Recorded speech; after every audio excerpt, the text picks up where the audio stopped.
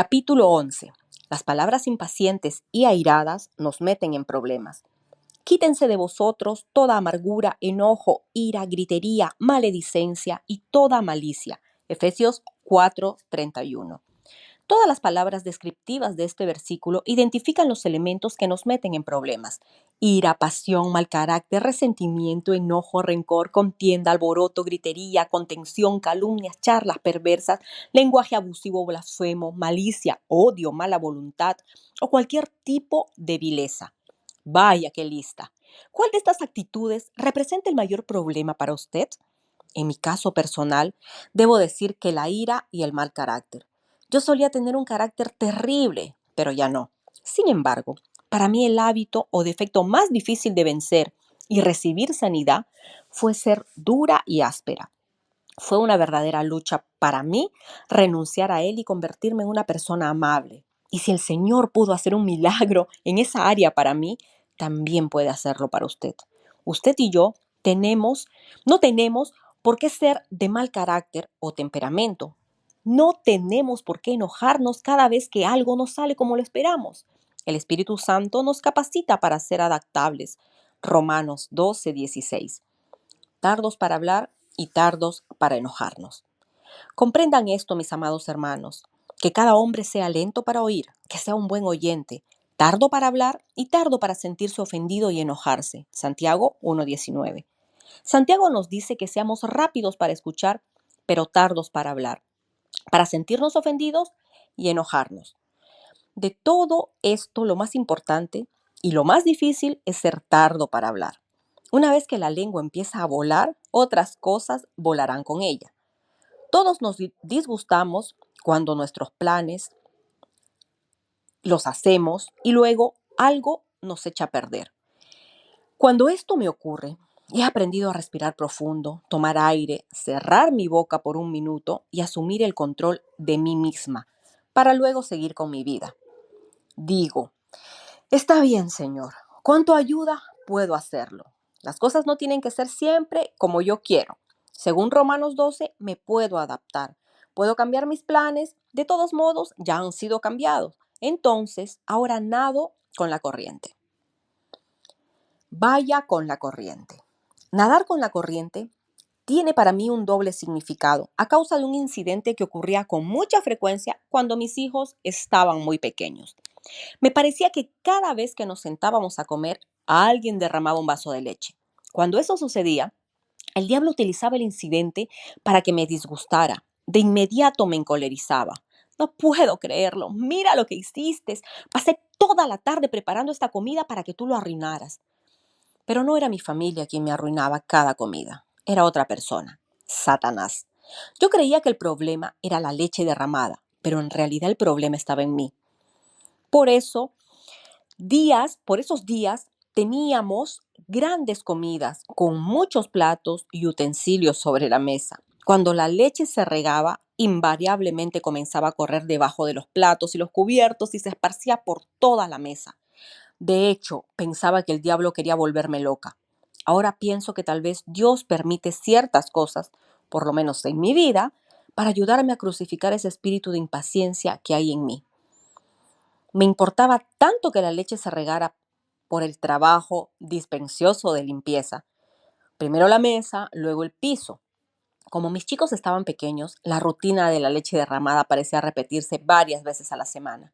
Alguno de ellos regaba algo y yo ya sabía lo que venía.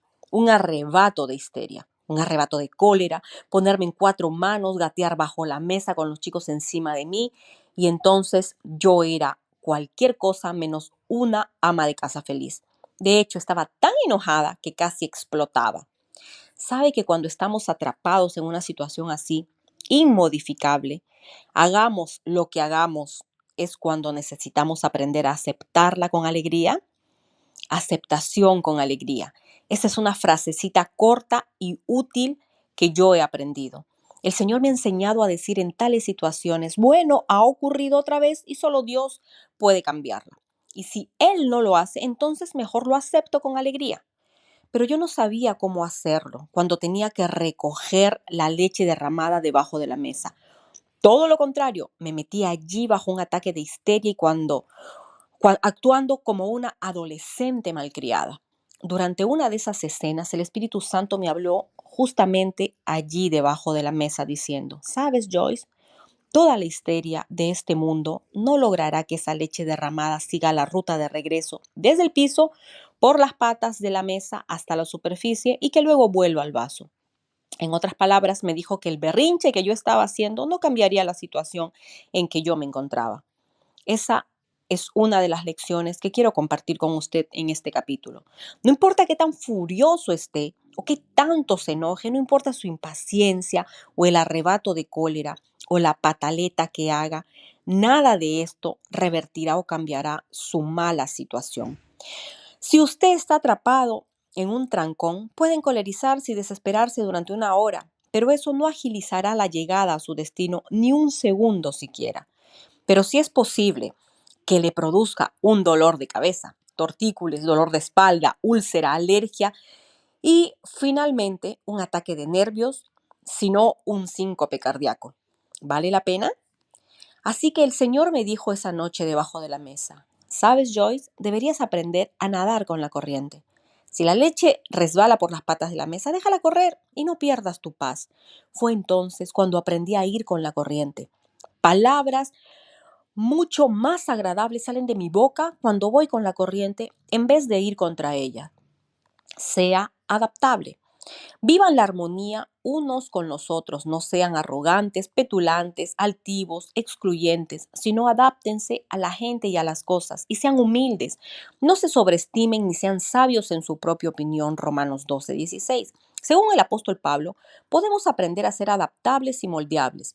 Desde luego, eso no significa que no existan ciertas cosas que debemos resistir o cambiar, ni que debemos permitir que el mundo y el diablo pasen sobre nosotros. Pero cada día enfrentamos unos cuantos asuntos menores que roban nuestra paz, circunstancias acerca de las cuales no podemos hacer absolutamente nada. Debemos aprender a manejar esas pequeñas irritaciones y disgustos, calmarnos y evitar la histeria cada vez que el asunto más pequeñito marche mal.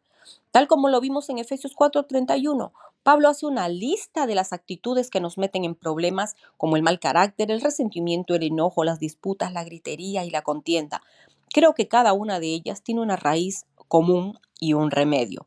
Creo que la raíz o causa común es el orgullo, el egoísmo, enfocarnos en nosotros mismos. En otras palabras, estas cosas surgen porque queremos lo nuestro, cuando y dónde lo deseamos. Como Pablo lo señala en Romanos 12:16, tenemos de nosotros mismos una opinión tan inflada que nos creemos con el derecho a que todo se haga y ocurra a nuestro gusto y manera. Por eso es que nos enojamos tanto cuando las cosas no se hacen como queremos o esperamos. El enojo genera palabras iracundas y generalmente terminamos hiriendo a los demás. ¿De dónde viene la contienda? ¿De dónde vienen las guerras y los pleitos entre vosotros? ¿No es de vuestras pasiones, las cuales combaten en nuestros miembros? Codiciáis y no tenéis, matáis y ardéis de envidia, y nada podéis alcanzar. Combatís y lucháis, pero no tenéis lo que deseáis, porque no pedís. Pedís, pero no recibís, porque pedís mal, para gastar en vuestros deleites. Santiago 4, del 1 al 3. Admitámoslo, tenemos un tremendo problema con el egoísmo, ¿no es verdad? Llamo la atención hacia él porque yo era tan culpable del mismo y la más necesitada de este mensaje. No sé si usted será como yo, pero mi carne, es decir, mi naturaleza humana, se deleita en él. Ella siempre quiere las cosas a su manera, pero yo no puedo permitirle que se salga con la suya. Y esa negación causa conflictos. ¿Sabe usted por cuáles dos razones principales discute la gente?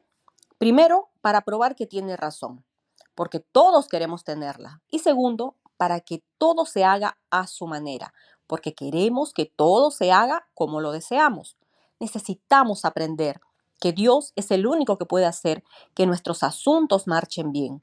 Cuando eso no ocurre, necesitamos calmarnos, ejercitar un poquito de humildad, conscientes de que las cosas pequeñas por las cuales armamos tanto alboroto no hacen finalmente mucha diferencia en la vida. Lo importante es la unción de Dios y lo único que mantiene esa unción es nuestra disposición de vivir juntos en paz y armonía.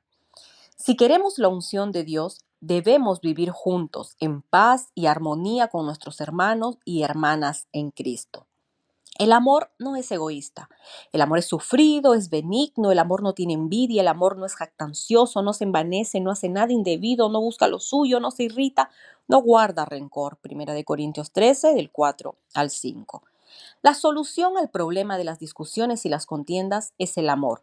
Debemos aprender a amar la paz y la armonía y amarnos con todo nuestro ser. Debemos amarlas tanto que prefiramos tenerlas aunque no nos den la razón o no se haga todo como queremos. Esto es lo que dijo Pablo en 1 Corintios 15:31. Cada día muero. Morir al ego es algo que usted y yo tendremos que hacer diariamente si hemos de conservar la paz y la armonía. Recuerdo una discusión que mi esposo Dave y yo tuvimos hace pocos años sobre las líneas de color que debíamos pintar en una van o camioneta que tenemos. ¿Ameritaba una guerra de 6 meses o 6 años con mi esposo complacer mi deseo sobre el color de las líneas de nuestro vehículo? No estaré pegada a la ventana todo el día mirándolas. Y aún si lo estuviera, pronto las cubriría el polvo y ni yo ni otra persona podríamos ver su color. ¿Por qué comenzamos guerras con cosas pequeñas e insignificantes? Por dos razones. Porque queremos tener la razón y que se haga siempre nuestra voluntad, lo cual es egoísmo. ¿Cuál es la solución al problema del egoísmo? El amor que se interesa más por las opiniones y los deseos de los demás que por los nuestros. En este estudio, el Señor nos pide a usted y a mí que mediante el poder del Espíritu hagamos algunas elecciones. Debemos escoger avanzar hacia un nivel más alto, renunciar a que todo sea conforme a nuestra voluntad siempre y recordar que todo lo que hay en el corazón finalmente encontrará salida por la boca. Mateo 12:34. La paz tiene un precio, pero si estamos dispuestos a pagarlo, las recompensas valen la pena. Sigan la paz. Después de todo, el reino de Dios no es cuestión de obtener la comida o bebida que a uno le gusta, sino la justicia, ese estado que hace a una persona aceptable ante Dios, paz y gozo en el Espíritu Santo. Quien sirve a Cristo de esta manera agrada a Dios y es aceptado por Él y aprobado por los hombres. Así que definitivamente busquemos con ahínco la armonía y la mutua edificación y desarrollo entre nosotros. Romanos 14:17-19. La versión Reina Valera nos dice, por lo tanto, sigamos lo que contribuye a la paz y a la mutua edificación. Creo que una de las cosas que el Señor nos revela en este pasaje es la necesidad vital de caminar en paz. Según Efesios 6:15, la paz hace parte de la armadura de Dios que debemos vestir.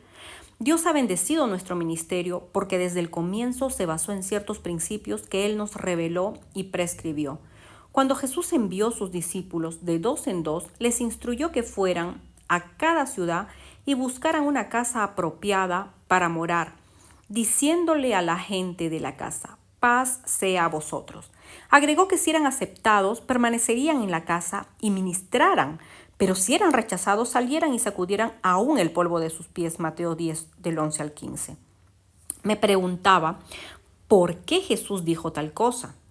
Y el Señor me reveló que si los discípulos permanecían en una casa o ciudad que estaba en contienda, no podrían hacer un verdadero trabajo en ella. ¿Sabe por qué? Porque la contienda aflige o entristece al Espíritu Santo. Cuando la paz se va, el Espíritu Santo se va con ella y Él es quien en realidad hace el verdadero trabajo ministerial. Cuando usted visualiza a Jesús ministrando, ¿cómo lo ve? No con la actitud apurada que frecuentemente nos mantenemos. ¿No lo imagina ministrando en calma, tranquilidad y paz? Pero sin importar a Jesús cómo lo trataran, jamás perdió la calma, se disgustó o respondió de mala manera. El Señor conservó, a pesar de las circunstancias externas que lo rodeaban, completa paz. Ese es un rasgo o una característica que usted y yo debemos desarrollar debido a que somos embajadores de Cristo. Necesitamos parecernos más a Él, ser más como nuestro Maestro. Si queremos hacer algo por nuestro Salvador y Señor, necesitamos desarrollar hambre y sed por su paz. Cuide su lengua. Los gestos, el tono de la voz, las expresiones faciales, todo esto conforma un mensaje tanto como las palabras. Es posible pronunciar palabras correctas y aún así transmitir un mensaje diferente. 2 clases de ira. Porque la ira del hombre no promueve la justicia de Dios que él desea y demanda. Así que desechen toda inmundicia y la maldad desenfrenada y con un espíritu humilde reciban y denle bienvenida a la palabra, la cual implantada y arraigada en sus corazones contiene el poder para salvar sus almas. Santiago 1, 20 al 21. Este pasaje de Santiago nos dice que la ira del hombre no promueve la justicia de Dios, lo cual es cierto. Por eso es que debemos controlar nuestra ira y otras emociones peligrosas, pero existe una ira justa. Creo que hay momentos cuando es correcto enojarse y demostrar ira. Por ejemplo, Jesús se enojó y limpió el templo porque la gente estaba profanando la casa de Dios, comprando y vendiendo en ella, en Juan 2, del 13 al 17, sin un interés genuino por la gente. Él entró en ese lugar derribando mesas, echando animales de su presencia, látigo en mano, reprendió lo que ocurría allí dentro. Y no creo que hablaba en voz baja cuando lo hizo. Estaba enojado y con toda la razón. Su ira era justa. Nosotros también tenemos el derecho de enojarnos como Jesús. Dios nos dotó de emociones y la ira es una de ellas. Sin la ira no podríamos discernir cuando alguien está abusando de nosotros. Si yo predicara que nunca debemos enojarnos, estaría proclamando un imposible. Emociones como la ira y el enojo deben someterse al fruto espiritual del autocontrol. Esa diferencia se debe decidir por lo que la Biblia llama la ley de la clemencia. La ley de la clemencia. Abre su boca con sabiduría y la ley de la clemencia está en su lengua. Proverbios 31, 26. Uno de los problemas más grandes que afectaron mi aprendizaje de autocontrol sobre mi ira y mis palabras fue que durante los primeros años de mi vida había sido maltratada y abusada. Como resultado me convertí en una mujer dura y áspera. Había determinado que nadie más me heriría otra vez. Y esa actitud influenció mis palabras y mi forma de hablar. Aunque procuraba decirle cosas correctas y agradables a los demás, cuando esas palabras pasaban por mi alma y se impregnaban de la dureza y amargura que estaban escondidas en ella, salían de mi boca ásperas y duras. No importa qué tan recto sea su corazón delante del Señor, si tiene orgullo, enojo o resentimiento en su espíritu, usted no podrá abrir su boca sin expresar esas emociones y rasgos negativos. ¿Por qué ocurre tal cosa? Jesús lo dijo, porque de la abundancia del corazón y del espíritu habla la boca. Mateo 12:34. Así pues el Señor tenía que hacer una obra en mí. La amabilidad llegó a ser un asunto crucial en mi vida. Parte de lo que el Señor me reveló en su palabra sobre este tema es Proverbios 31, el capítulo que habla de la mujer virtuosa. Allí el escritor dice que en su lengua está la ley de la clemencia. Cuando leí este versículo pensé, oh Señor, yo tengo cualquier cosa en mi boca menos la ley de la clemencia. Me parecía que había tal dureza en mi interior que donde quiera que abría mi boca salía de ella un martillo. Quizá usted se identifique con esa situación. Tal vez, como yo, ha sufrido maltrato y abuso y está lleno o llena de odio, resentimiento, desconfianza, ira y hostilidad. En lugar de amabilidad, clemencia, solo hay en usted acritud y dureza. En lugar de vivir por la ley de la clemencia, vive por la ley de la selva, el yugo de la bondad y la amabilidad. Tomen mi yugo sobre ustedes y aprendan de mí que soy manso y humilde de corazón, y hallarán descanso para sus almas, porque mi yugo es sano y ligera es mi carga. Mateo 11, 29, 30. Antes de que el Señor obrara en mi boca, mi forma de ser era terrible. Ni siquiera podía decirle a mis hijos que sacaran la basura sin sonar como un sargento instructor. ¿Quién quiere vivir con una persona así? Y yo no quería ser así. Siempre tan impaciente e irritable. ¿Es usted así? Si la respuesta es afirmativa, puedo decirle que se está volviendo la persona más infeliz. No le digo esto para arrojar sobre usted condenación, sino un poco de luz sobre las causas y las raíces de muchos de nuestros peores problemas. Nuestro problema más grande es justamente lo que está debajo de nuestra nariz, nuestra boca. Como ya lo vimos, Santiago nos dice que ningún hombre puede domar la lengua, Pero si hay algo que podemos hacer al respecto, entregársela a Dios pidiéndole que su espíritu tome control de ella y la someta a su voluntad y a sus propósitos. Esto es algo de lo que Jesús habló cuando nos invitó a tomar su yugo sobre nosotros. Sea amable pero firme. Pero la sabiduría, que es de lo alto, es primeramente pura, después pacífica, amable, benigna, llena de misericordia y de buenos frutos, sin incertidumbre ni hipocresía. Santiago 3:17. Sentada en mi hogar, con la concordancia de Strong en mis manos, mirando las palabras manso, suave y apacible, recuerdo que dije: Señor, tienes que ayudarme.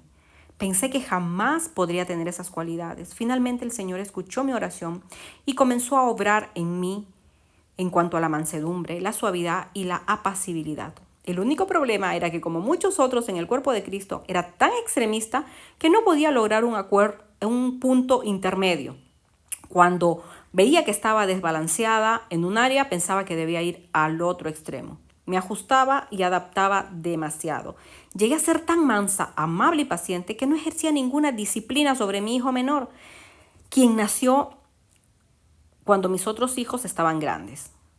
También estaba fuera de borde en mi relación con los demás. Permitía que las cosas se salieran de control en mi matrimonio, en mi hogar, en mi ministerio. El problema era que al ser tan acomodadiza y comprensiva me volvía ineficaz, tratando con personas y situaciones que requerían una mano firme. Me decía después de cada encuentro: oh Joyce, tú has llegado lejos, manejaste muy bien esa situación, fuiste tan dulce.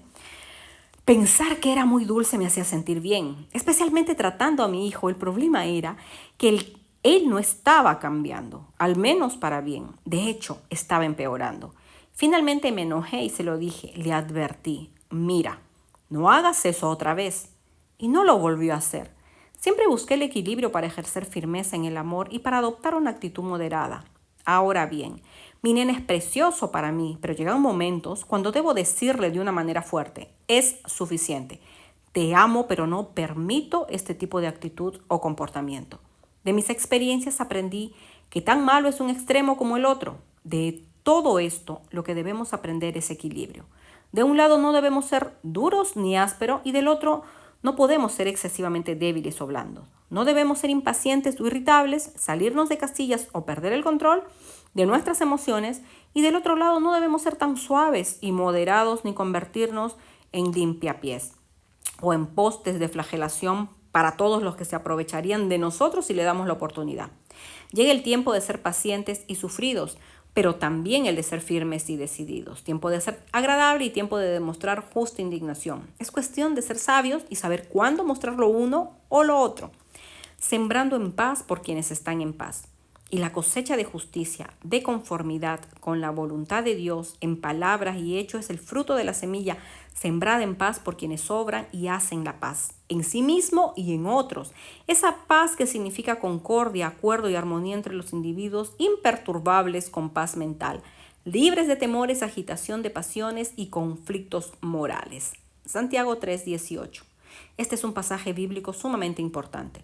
¿Sabe por qué? Satanás procura con tanto ahínco disgustarnos antes de ir a la iglesia. ¿Y por qué hace todo lo que puede para que el predicador esté disgustado antes de pasar al púlpito? Porque no quiere que nos reunamos con una actitud de paz. Sabe que si hay agitación en nuestro interior, las palabras que oímos rebotarán en nosotros. No se arraiga. Nuestras palabras deben llevar vida y no confusión. Este versículo dice que la cosecha de justicia es el fruto de la semilla sembrada en paz por quienes obran y procuran la paz en sí mismos y en otros. Con razón el Señor me dijo que no tratara de sembrar paz en la vida de otros sin desechar la contienda en mi propia vida. ¿Se ha preguntado por qué escucho un mensaje predicado por diferentes personas en diversas ocasiones sin producirle ningún beneficio, y cuando repentinamente lo escucha otra vez tiene un tremendo efecto sobre usted?